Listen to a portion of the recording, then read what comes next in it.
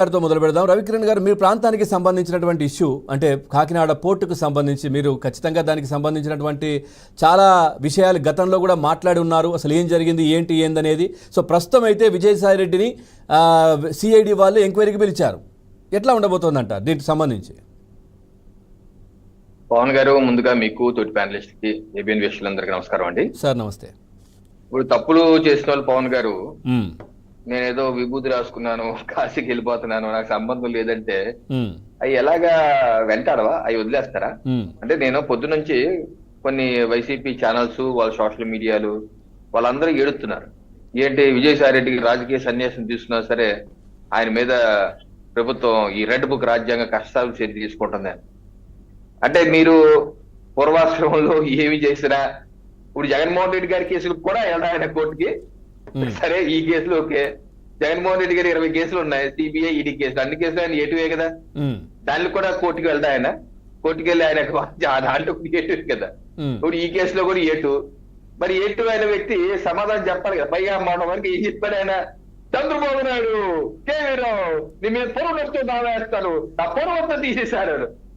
పొరుగు కోసం ఇంత బాగులాడేవాళ్ళు కొత్తగా పొరుగు కోసం బాగులాడేవారు. మరి దశాబ్ద కాలంగా ఏం చేశారు? ఇన్ని 100 కోట్లు 1000 కోట్ల రూపాయల ప్రజాధనాన్ని దుర్వినియోగం చేసేశారు.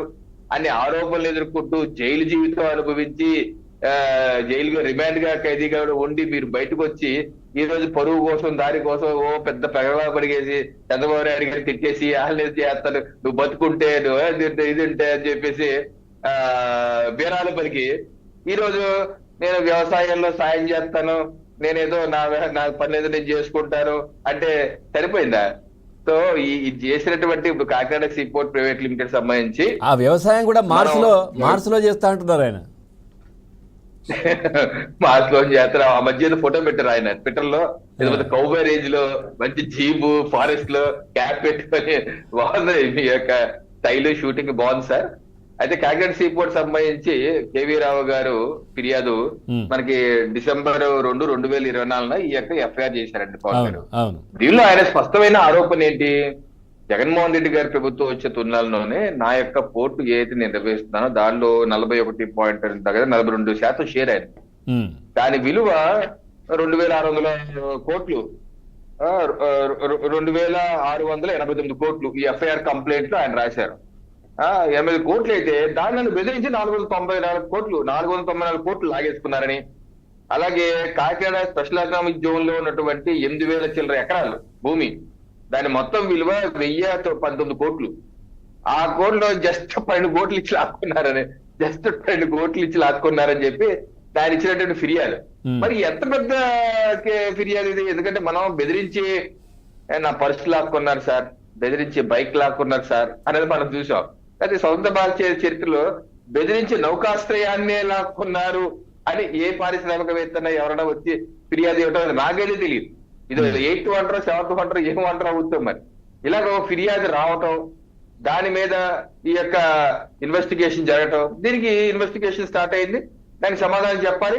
అలాగే విజయసాయి రెడ్డి గారిని ఈడీ విచారణ చేసింది మన జనవరి మాసంలో. 25 ప్రశ్నలు అడిగారు. అదేదో అప్పుడు ఆయన బయటకు వచ్చి కూడా మళ్ళీ మంగమ్మ సభతో చేశారు. నేను కేవీ రావు మీద పరువు నష్టం దావా వేస్తాను, దమ్ముంటే రా, తిరుపతి రా, నీ ప్రమాణం చేద్దాం, నువ్వు ఎత్తే తిరుపతి వెంకటబాబు గారి మీద, స్వామివారి మీద మీకు నమ్మకం ఉంటే విజయసాయిరెడ్డి గారు ముందు ఆ బ్లూ డైమండ్ ఏంటి విషయం తేల్చండి. మీరేదో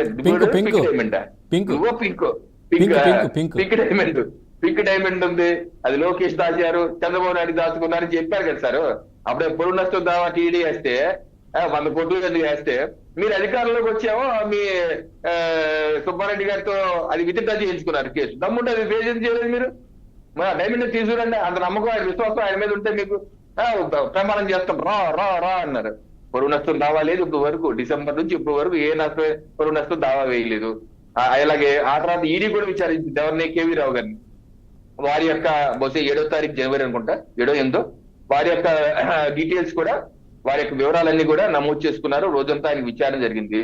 అలాగే సిఐడి కూడా ఇప్పటి వరకు ఆ పీకేఎఫ్ సంతానం అండ్ ఆ యొక్క ఆడిటింగ్ కంపెనీ కూడా దాన్ని విచారించారు. ఇక విచారించవలసింది మెయిన్ పాత్రదారులు సిఐడి విచారించాలి. రేపు బుధవారం రమ్మన్నారు A2గా ఉన్నటువంటి విజయసాయి రెడ్డి గారిని. మరి ఆయన వెళ్తారా, వెళ్ళరా, టైం అడుగుతారా, కోర్టుకు వెళ్తారా చూడాలి.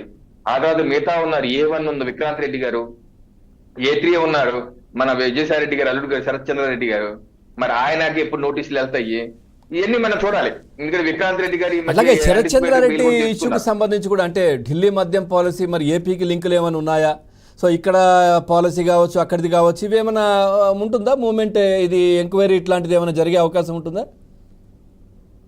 దానికి దీనికి సంబంధం లేదు సార్, అది వేరే కేసు, ఇది వేరే కేసు. దాని లింక్ ఆల్రెడీ ఇక నాయకులు కూడా దాంట్లో లింక్ అడ్డుపడ్డారు కదా. ఒంగోలు ఎంపీ గారు మాగుంట శ్రీనివాసరెడ్డి గారు వాళ్ళ అబ్బాయి వాళ్ళు కూడా దాంట్లో ఉన్నారు కదా. అంటే శరత్ చంద్రారెడ్డి అక్కడ ఉన్నారు, ఇక్కడ ఉన్నారు కదా, ఇక్కడ కూడా మధ్యంలో కుంభకోణాలు ఇవన్నీ కూడా జరిగాయి. లింక్ ఆల్రెడీ ఎస్టాబ్లిష్ అయిపోయింది. శరత్ చంద్రారెడ్డి, మాగుంట శ్రీనివాసరెడ్డి వాళ్ళ అబ్బాయి వీళ్ళందరూ లింక్ ఎస్టాబ్లిష్ అయిపోయింది. వాళ్ళు ఈ రోజు బెయిల్ మీద బయటకున్నారు. ఆ కోర్టు బహుశా అది ఈ వారం వచ్చే వారమో ఆ కేసు డే టు డే విచారణ మొదలవుతుంది ఢిల్లీలో. అది వేరు, ఈ కాకినాడ సీపోర్ట్ వేరు. అలాగే మన ఏపీలో లిక్కర్ చేసిన కుంభకోణం మనం ఆల్రెడీ ఎస్ఐటీ విధించాం, ఎస్ఐటీ పెట్టాం, ఎస్ఐటీ విచారణ చేస్తోంది. ఒక్కొక్కటి అంటే బయటపడుతుంది. ఎందుకంటే ఇక్కడ ఏపీలో డిస్టిలరీలు కూడా వీళ్ళు నిర్వహించారు కదా, అవి కూడా బలవంతంగా రాయించుకున్నారు కదా వీళ్ళు. ఏపీలో ఉన్న డిస్టిలరీలు కూడా చాలా వరకు కూడా అది మన కేసు అవుతుందండి. మన ఎస్ఐటీ పెట్టాం కదా, ఏపీ స్టేట్ గవర్నమెంట్ హోమ్ మంత్రి ఎస్ఐటీ పెట్టారు డిఐజీ గారు, డీజీపీ గారు. ఆ ఎస్ఐటీలో ఎన్ని బయటపడతాయి. డిస్టిలరీస్కి వెళ్ళారు, అంతకు ముందు సిఐడి కూడా డిస్టిలరీస్కి వెళ్ళారు, అన్ని డిస్టిలరీస్ వెతికారు, రోజంతా వెతికారు, ఏదో కొన్ని డాక్యుమెంట్లు పట్టుకున్నారు, ఏదో మళ్ళీ ఇప్పుడు ఎస్ఐటీ చేశారు, అది కూడా కింద మీద పడుతున్నారు. ఏం డాక్యుమెంట్లు తీసి ఇప్పుడు ఒక ఆధారం తీసుకురాలేదు. మనకి ఎస్ఐటీ 9 వార్తలు అయింది, ఇప్పుడు ఒక ఆధారం తీసుకురాలేదు. ఎప్పుడు తీసుకొస్తారో చూడాలి. అది వేరు, ఇది వేరు. కాకినాడ సీపోర్ట్ ప్రైవేట్లు మాత్రం సంచలనమైన విషయం. ఈ విషయాల్లో రేపు విజయసాయి రెడ్డి గారు ఏం చేయబోతారు? వెళ్తే అడవుల్లో నుంచి, వ్యవసాయం నుంచి బయటకు వచ్చి సిఐడికి సాయం పడతారా? వ్యవసాయ సాయమే కాదు, సిఐడికి కొన్ని సాయం పడతారు, లేదా సాయం చేయడం, సహాయం నిరాకరణ చేస్తారు అని చెప్పి మొగ్గులు తిప్పుకుని ఏం పడతారా చూడాలండి. రైట్. కోటేశ్వరరావు గారు నమస్తే సార్. మీరు గతంలో కూడా చాలాసార్లు ఈ అంశానికి సంబంధించి మనం మాట్లాడుకున్నాం. మీరు కూడా ప్రభుత్వం చాలా స్లోగా ఉంది, సో ఏంటి ముందుకెళ్ళట్లేదు, ఇంకా పోర్టులో దీనికి సంబంధించి డిప్యూటీ సీఎం గారు మాట్లాడి కావచ్చు, ఇవన్నీ కూడా ఇంత కాలం అయింది అని కూడా చాలాసార్లు చాలా సందర్భాల్లో మాట్లాడారు. ఏంటి సార్ ప్రస్తుతం ఈ ముందడుగు పడిందని